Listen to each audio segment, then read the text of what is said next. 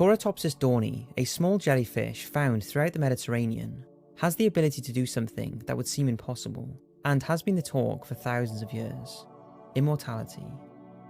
The Torotopsis dorni does this by reverting back to an earlier stage of their life cycle if they become damaged, and they are able to do this over and over again, theoretically meaning they have a never-ending life, and you or your family may be joining them in a life of endlessness. Welcome to the world of transhumanism. The ability to live forever is a thought most of us have probably pondered on, but how likely is this to become a reality? While the notion is called transhumanism, which is the theory that through technology and advanced medical intervention, humans will be able to live indefinitely, or at least significantly prolong our life expectancy. But this isn't some outrageous belief. Extending human life is already happening in small forms. Just think about it. The life expectancy of humans 200 years ago was anything from 30 to 40. Now in most developed countries, it's over 80. This is part due to medical advancements such as pacemakers, robotic surgery, and life support machines.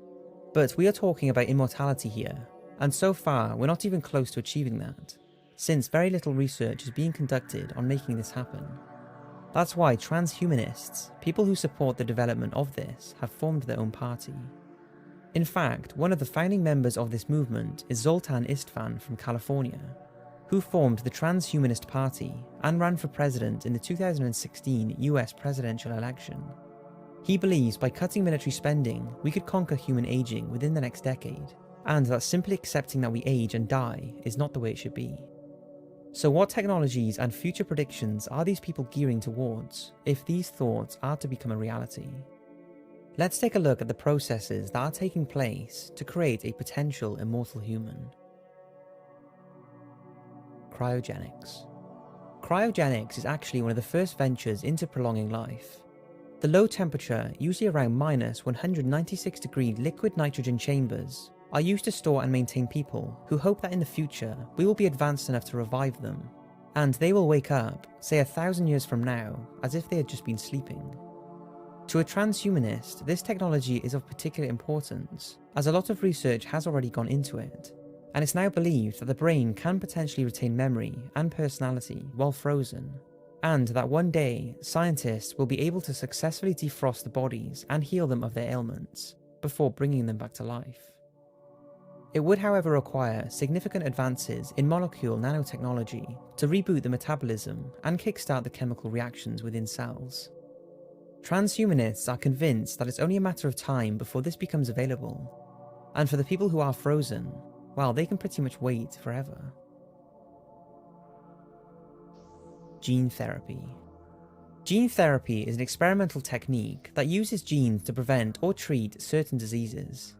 This is in its very early stages, but scientists are working on techniques that could replace a mutated gene with a healthy copy of that gene, or deactivate a bad gene that is malfunctioning, or introduce a new gene to help fight a disease. At the moment, it's a risky technique, but with advances in science, this could have the ability to wipe inherited diseases, some cancers and viruses. In the future, gene therapy and genetic engineering could allow humans to live comfortably in any environment and gain immunity to even the most deadly diseases. And people are working hard on making this a reality. Cybernetics.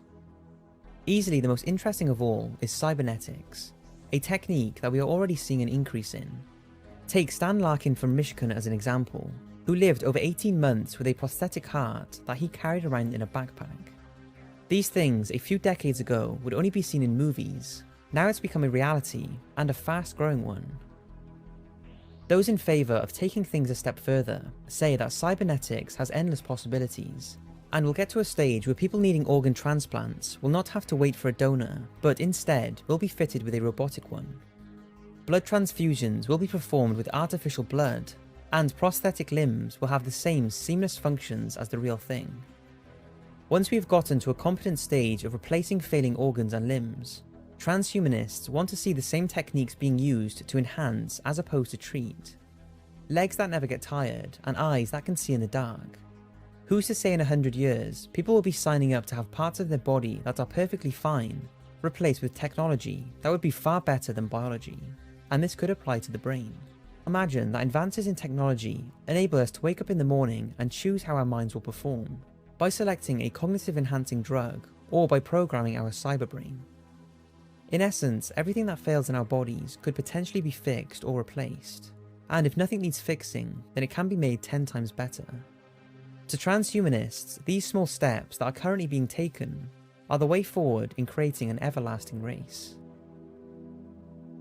But what about your brain? Although the cyborg body will not age and deteriorate, the brain definitely will. So what's in store for that? Well, this is where things get complicated. Let's not get too technical, but the brain is a collection of electrical signals that could be converted to a digital form. And this isn't a theory. Scientists have already programmed the exact layout of a worm's brain into a robot. And in 2013, a mouse that was trained to do a simple task had its memory recorded for that specific action. Over time, the mouse naturally forgot about this action, and scientists injected the synthetic memory that they had obtained into the mouse's brain, and it performed the forgotten task first time around. Pretty incredible. Michio Kaku believes over time this same process will be used to cure Alzheimer's by pushing a button on a pre-recorded memory box that will pump the memory into the brain for it to be remembered. But memories and actions are a result of all of these chemical reactions and signals in the brain. Consciousness, on the other hand, which would be essential in creating a robotic immortal human, cannot be grasped or turned into any kind of code. And even if this was figured out, how would that work in terms of your awareness? Surely you couldn't be in two places at the same time. So the bottom line is, transferring human memories, thoughts and emotions that are tangible actions that take place in the brain can and most likely will be fully transferable from their biological state to a computer eventually. It would seem that thousands of years down the line, consciousness would be the only thing stopping humans living forever. Because just ask yourself, what is consciousness? And you will soon realize how impossible it is to put into words, let alone capture and replicate. At least certainly not anytime soon. What is the future? So it's the year 3000, and we have somehow figured out how to store consciousness and have fully functioning robotic bodies, or are living inside a virtual world. Now what? If we do manage to end up with a world free of illnesses and diseases, a world that can just replace things in our bodies when they go wrong, wouldn't we be severely overpopulated, even if procreation was limited? If nobody died, the natural line of families would stagnate. There would be no family tree where you could trace back your ancestors, as they would all still be alive, unless they wanted to die, in which case the only solution would be suicide. If things did get out of hand, is it possible that we would have no personalities of our own? Would we all look the same in pursuit of what we perceive as perfection, and would we become dehumanized and robotic? Would there be no gifted, talented individuals, as technically everybody could become one? When you look at it this way, and of course this is a worst case scenario, is it really such a great thing to live forever? It definitely would be a miracle to eradicate the deadly diseases that cut so many lives short, but keeping us alive forever.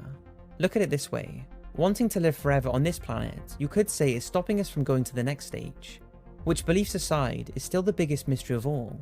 What happens after we die? Now, I'm not saying it is, but why live forever if death serves a purpose that we do not and never will understand?